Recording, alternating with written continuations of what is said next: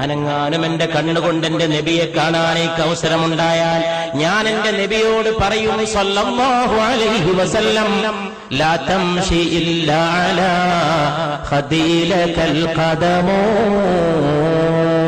നബിയെ അങ്ങ് മണ്ണിൽ ചവിട്ടിയിട്ട് നടക്കരുത് നബിയെ സല്ലല്ലാഹു അലൈഹി വസല്ലം.